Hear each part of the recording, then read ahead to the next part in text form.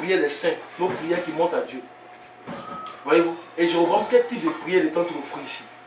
Puisqu'il n'y a pas de vrai sacrificateur, il n'y a pas de vrai souverain sacrificateur, quelle prière il est en train d'offrir? C'est la malédiction qu'il est en train de mettre sur le peuple. Amen. Donc il a falsifié Yahweh, il a représenté le Dieu invisible, le Dieu puissant, le Dieu qui a créé le ciel et la terre et tout ce qui existe.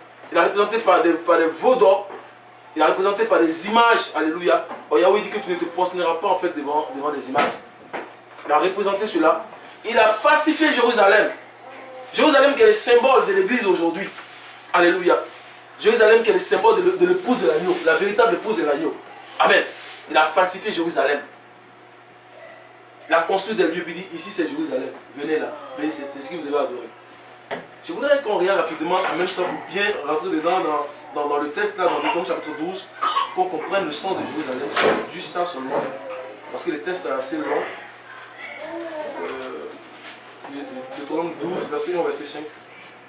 Deutéronome 12, verset 1, verset 5. Jusqu'au verset 6.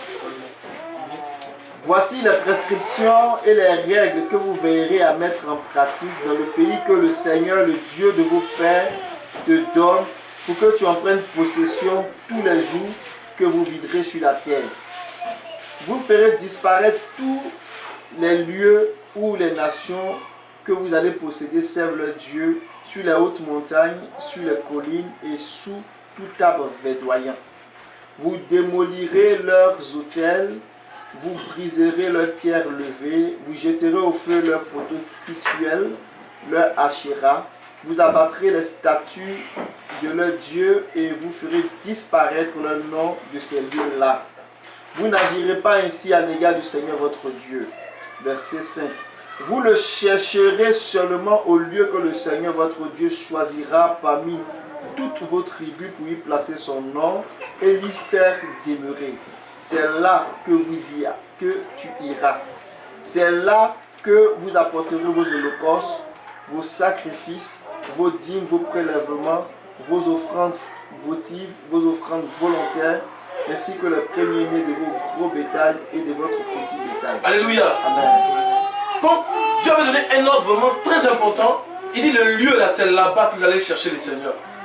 Le lieu va mettre son nom. C'est là que vous allez chercher le Seigneur. La Bible dit dans Hébreux chapitre 3, alléluia, que celui là aujourd'hui c'est nous. Amen.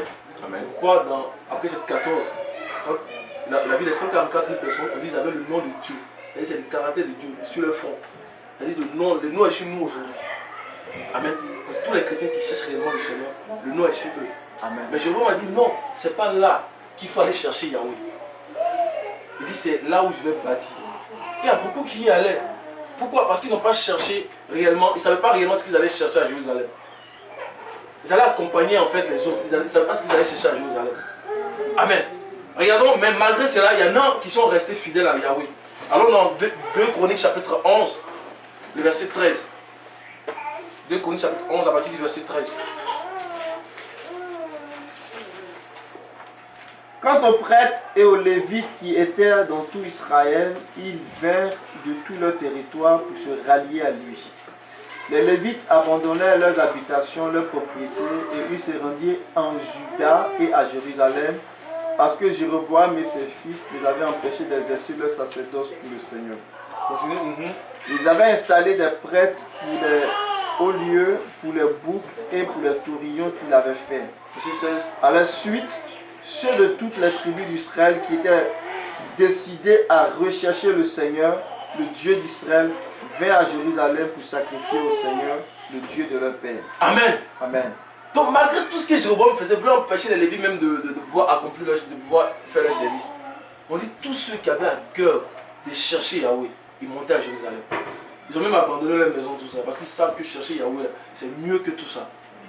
Ils ont abandonné leur maison, ils ont abandonné tout. Et puis on dit à leur suite, ceux qui avaient à cœur, ils ont suivi les Lévites. Ils sont là à Jérusalem, parce que c'est à Jérusalem qu'ils tenaient la vie. Amen. Amen. Amen. C'est vraiment fondamental. Amen. On va continuer dans 1 roi 13. On en arrive là, parce qu'il faut qu'on fasse un gros plan sur la vie de Jéroboam pour voir tout ce que les rois d'après ont fait. 1 roi 13. Dieu va bénir, il va prononcer une parole sur Jéroboam. Alléluia. Comme aujourd'hui le Seigneur va prononcer une parole sur tous ceux qui sont en train de salir son œuvre. Il a prononcé une parole sur Jéroboam. Alléluia. Il a prononcé une parole sur les autels que Jéroboam était en train de bâtir. Il a prononcé une parole sur les sacrifices que Jéroboam était en train de faire. Alléluia. On va lire le chapitre 13 à partir du verset 1. Un homme de Dieu arriva de Juda à Bethel. C'est vraiment important. On dit l'homme de Dieu arriva où ça? De Juda. De Juda. Parce que tous les vrais prophètes, ils arrivent de Juda. Ils arrivent de Jérusalem. Tous les vrais prophètes quittent à Jérusalem. Parce qu'à Bethel, il y a des faux prophètes là-bas. Et le thème que j'avais reçu, j'ai compris que c'était ça, n'allait pas à Bethel. Parce qu'à Bethel, il y a des faux prophètes là-bas. Tous les vrais prophètes quittent de Juda et ils arrivent pour annoncer la parole. On dit un homme de Dieu vient de Juda. Continue mon frère. De Juda à Bethel, par la parole du Seigneur, pendant que Jéroboam se tenait debout devant l'autel pour offrir de l'encens. Il cria contre l'autel par la parole du Seigneur. Autel, autel, ainsi parle le Seigneur. Il naîtra un fils à la maison de David. Son nom sera Josias. Il sacrifiera sur toi les prêtres des hauts lieux qui offrent de l'encens. Et on fera brûler sur toi des ossements humains. Ce même jour, il donna un présage en disant, tel est le présage indiquant que c'est le Seigneur qui parle. L'autel se fondra et les sangs de grâce qui sont dessus se reprendront. Lorsque le roi Jéroboam entendit la parole que l'homme de Dieu avait criée contre l'autel de Bethel, il leva la main de dessus de l'autel en disant, saisissez-le. Alors la main que Jéroboam avait levée contre lui fut paralysée. Il ne put plus la ramener à lui. L'autel se fendit, les sangs de grâce qui étaient dessus se répandit, selon le présage qu'avait donné l'homme de Dieu par la parole du Seigneur. Le roi dit à l'homme de Dieu, apaise donc le Seigneur ton Dieu et prie pour moi afin que ma main me revienne. L'homme de Dieu apaisa le Seigneur et la main du roi lui revient. Elle fut de nouveau comme par le passé. Le roi dit à l'homme de Dieu, entre avec moi dans la maison pour te restaurer, je te donnerai un cadeau. L'homme de Dieu dit au roi, quand tu me donneras la moitié de ta maison, je n'entrerai pas chez toi. Je ne mangerai rien, je ne boirai rien en ce lieu. Car cet ordre m'a été donné par la parole du Seigneur. Tu ne mangeras rien, tu ne boiras rien, tu ne prendras pas à ton retour le chemin par lequel tu seras allé. Amen, c'est vraiment important. Alléluia. Amen. Et donc, quand le prophète est arrivé, il a prononcé une parole sur Jéroboam. Mais comme Jéroboam a aveuglé, alléluia, il a voulu qu'on saisisse l'homme de Dieu. C'est vraiment important aussi pour nous qui sommes ici, là, parce que nous sommes des enfants de Dieu qui sont dans la trompette. Et l'homme de Dieu, quand il est parti là-bas, Dieu nous demande de ne pas aller à Bethel pour prendre le présent que Jéroboam nous donne. Parce que Jéroboam, ce n'est pas les présents, alléluia, qu'il arrive en fait à gagner ces hommes de Dieu. Ce n'est pas les présents, ce n'est pas les cadeaux, ce n'est pas l'argent, ce n'est pas l'argent qu'il arrive. Et l'homme de Dieu a dit quelque chose de très important, verset 8. L'homme de Dieu dit au roi, quand tu me donneras la moitié de ta maison, je n'entrerai pas avec toi, je ne mangerai point de pain. Le pain qui est le symbole de la parole. On ne peut pas aller manger le pain qui est à Bethel. On ne peut pas aller manger le pain qui est à Bethel. Parce que c'est un pain qui conduit à la mort. On va voir que l'homme de Dieu, effectivement, il n'est pas resté affermi dans la parole de Dieu. Et après, il va être dévoré par un lion. Parce qu'il a mangé le pain de Bethel. Le pain de Bethel, ça conduit à la mort. Alléluia. C'est le pain de Christ, la parole qui conduit à la vie. Amen. Et il a dit, l'homme de Dieu, je reprends verset 8, l'homme de Dieu dit au roi, quand tu me donneras la moitié de ta maison, je n'entrerai pas avec toi. Je ne mangerai point de pain et je ne boirai point d'eau dans ce lieu, l'eau de la vie. Alléluia. Il dit, car cet homme a été donné par la parole de l'Éternel, tu ne mangeras point de pain et tu ne boiras point d'eau et tu ne prendras pas à ton retour le même chemin par lequel tu es allé. Je nous lance la parole aujourd'hui à nous tous. N'allons pas à Bethel pour manger le pain de Bethel.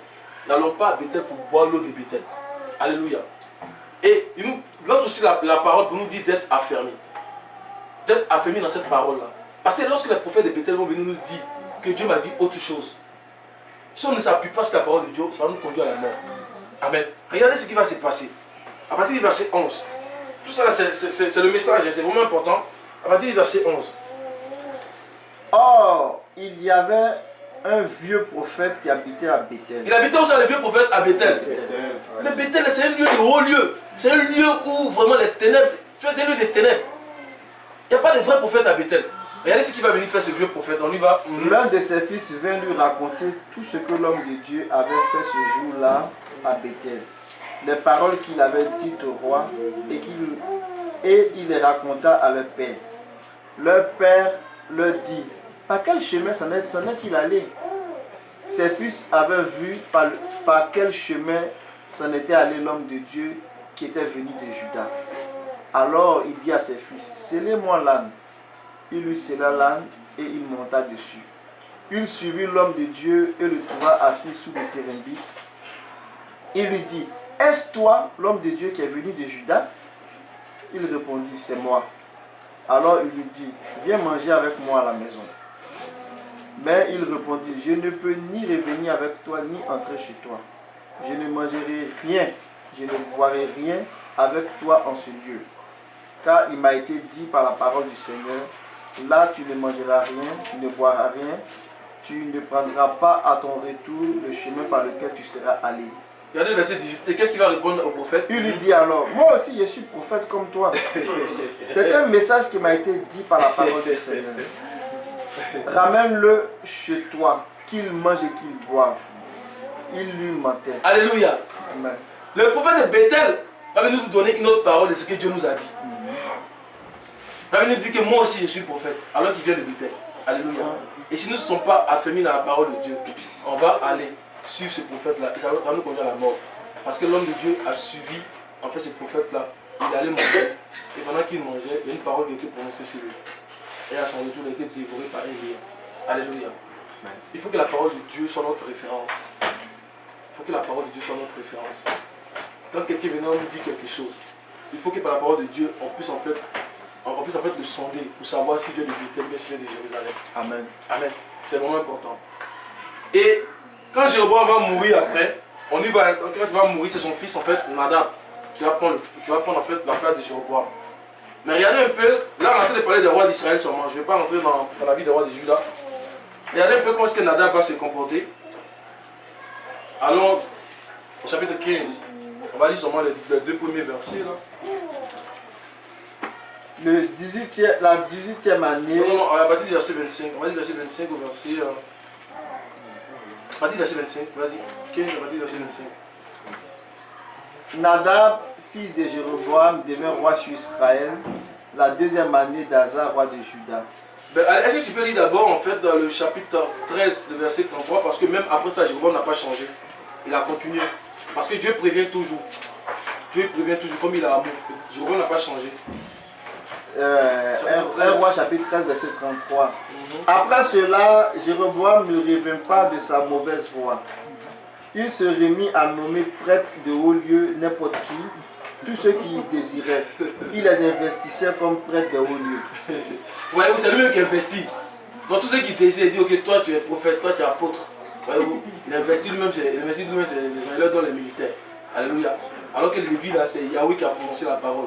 Tout le monde a entendu que Lévi devait en fait, voyez-vous, devait servir l'Éternel. Amen.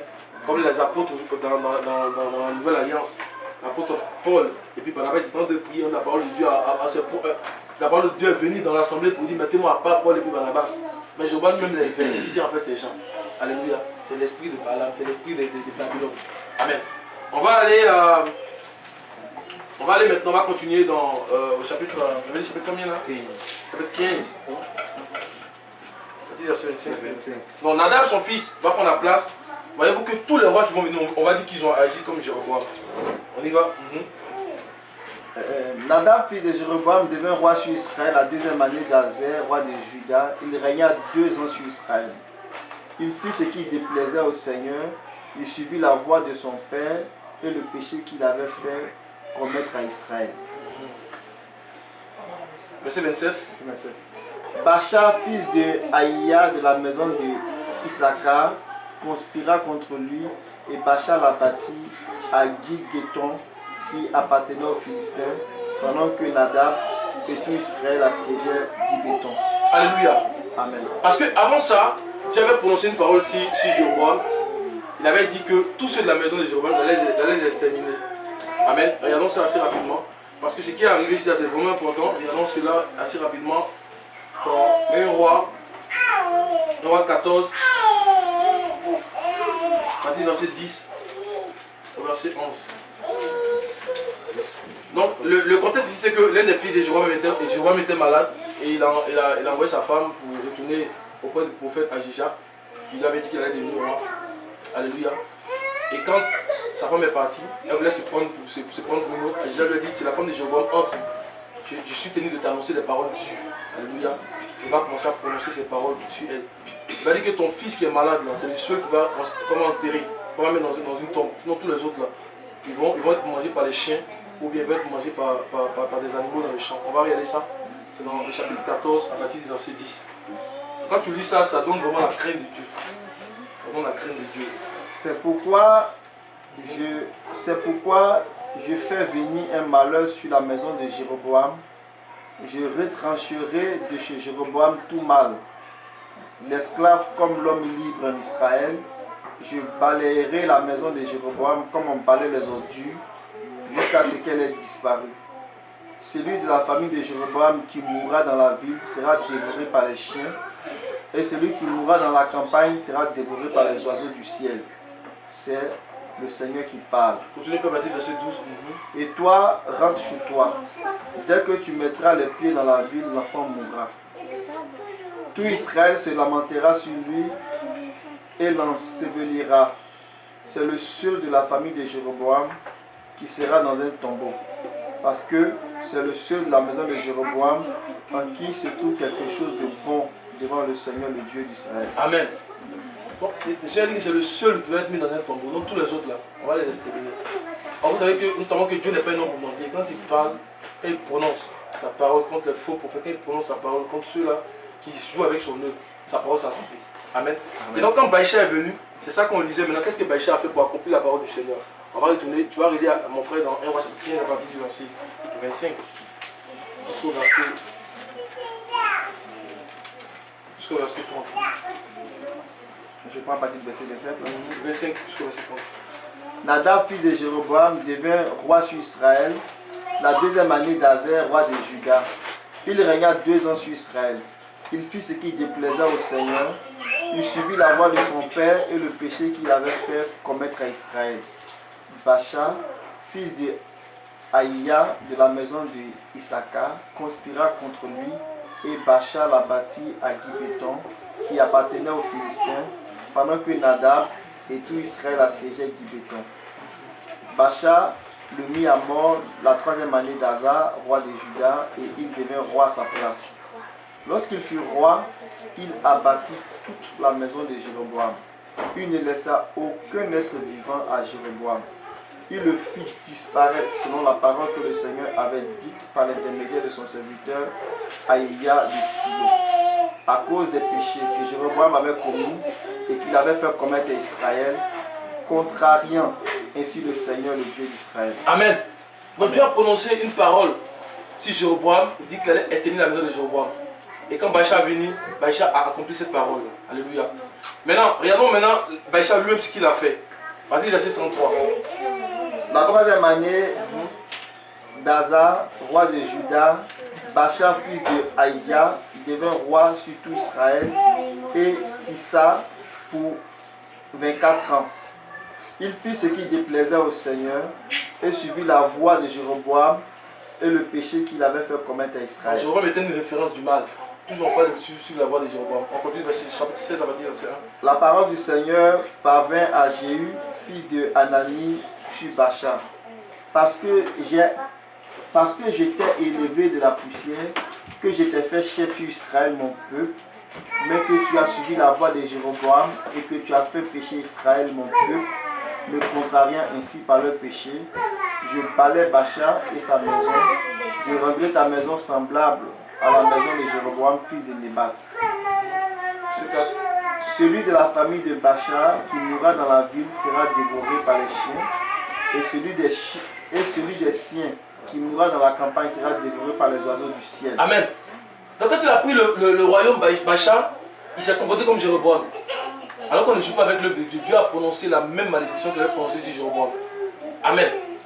Et après, maintenant, quand son fils Ela a pris la place, Ela va se comporter aussi comme Bacha. Regardons ce qui va se passer. Parce qu'il n'y a pas trop de rois avant d'arriver à Cap. Donc, je suis en train de nous conviver à Cap pour continuer le message. Donc, 1 roi chapitre 16, le verset 8. La 26e année d'Asa, roi de Juda, Ela, fils de Bacha, devint roi sur Israël et Tissa pour 2 ans.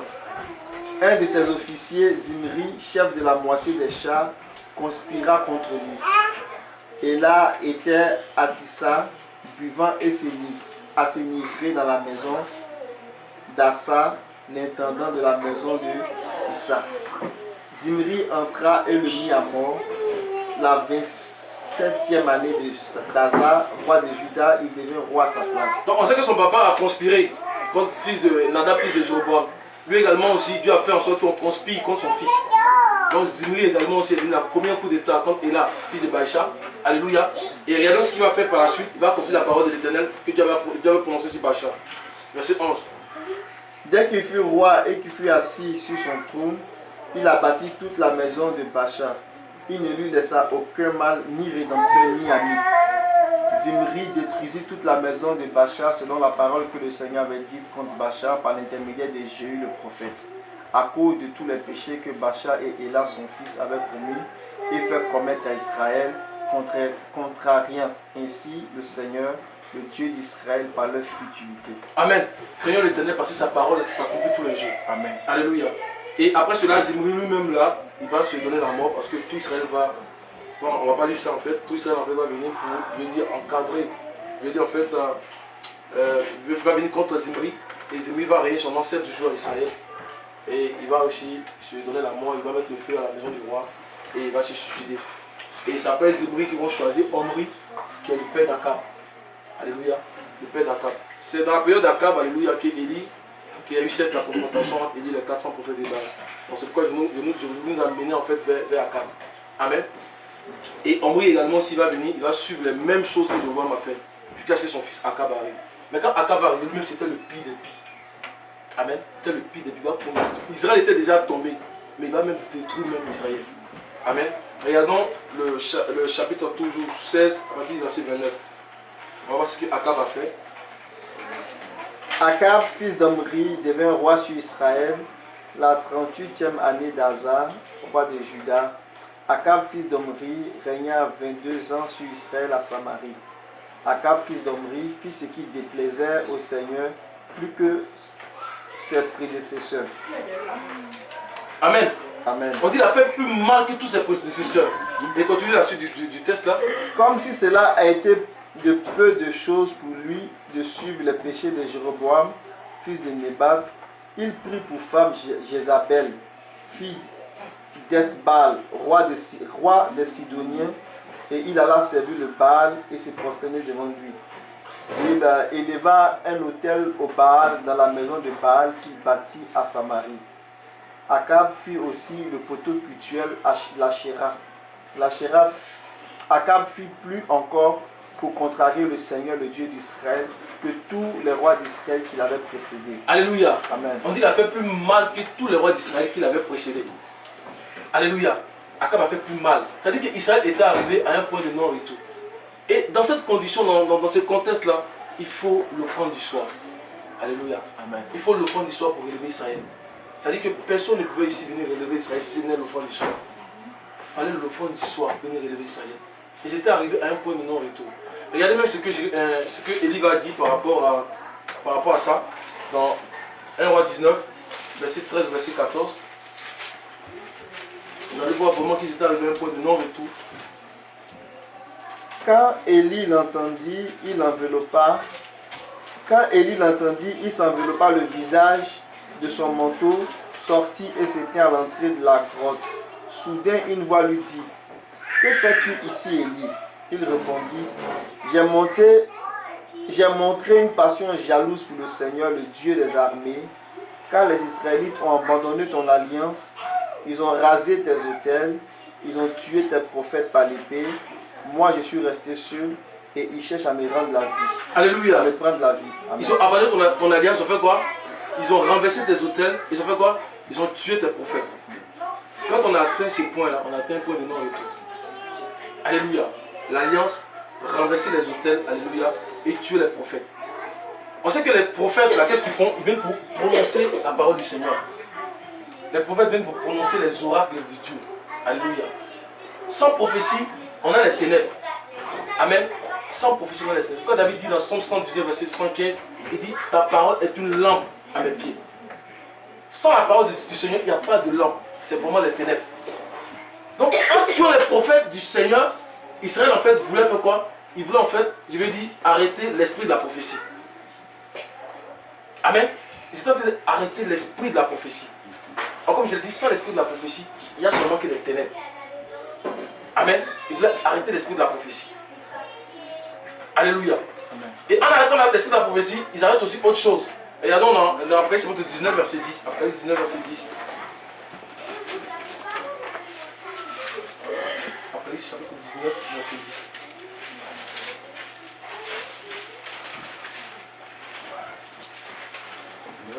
Verset 10. Et je tombais à ses pieds pour l'adorer, mais il me dit, garde-toi de le faire, je suis ton compagnon de service et celui de tes frères qui ont le témoignage de Jésus. Amen. Adore Dieu car le témoignage de Jésus est l'esprit de la prophétie. Alléluia. Amen. Donc ils allaient depuis de leur temps, ils voulaient arrêter, alléluia, les témoins de Jésus-Christ qui allaient être révélés dans notre temps. Amen. Parce que les témoins de Jésus-Christ, c'est l'esprit de la prophétie. Ils voulaient étouffer l'esprit de la prophétie. C'est terrible. On veut étouffer l'esprit de la prophétie. Alléluia. C'est terrible de vouloir étouffer l'esprit. Parce que les prophètes qui ont parlé là, c'est de la part de Dieu qui parlait. Amen. La Bible dit qu'aucune prophétie n'a été donnée par un homme. C'est par la parole, c'est par la part de Dieu. C'est de la part de Dieu qui parlait. Regardons dans 2 Pierre chapitre 1, verset 19. 2 Pierre 1, verset 19.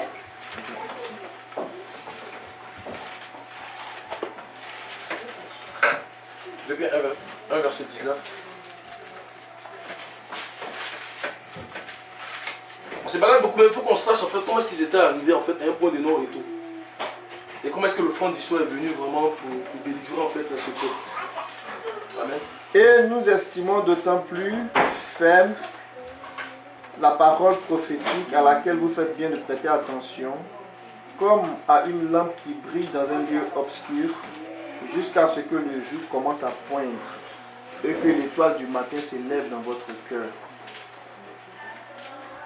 Vous savez avant tout qu'aucun message de prophète dans les Écritures ne relève d'une interprétation particulière. En effet, aucun message de prophète n'a jamais été apporté par une volonté humaine. C'est porté par l'Esprit Saint que des humains ont parlé de la part de Dieu. Alléluia. Amen. Donc c'est poussé par l'Esprit que les prophètes parlaient. Donc ils ont voulu étouffer l'esprit de la prophétie. Et la bonne nouvelle, c'est que personne ne pourrait étouffer l'esprit de la prophétie. Amen. Personne ne peut étouffer. C'est pourquoi dans la Bible, dans 1 Samuel, on dit que la parole de Dieu était rare, mais la lampe n'était pas éteinte. La parole de Dieu était rare, mais la lampe n'était pas éteinte. Parce que l'esprit de la prophétie va toujours rester. Amen. Quand Élie a commencé à se plaindre, ils ont tué des prophètes, je suis resté seul. Dieu lui a répondu quelque chose. Regardons cela dans Romains chapitre 11. Romains 11.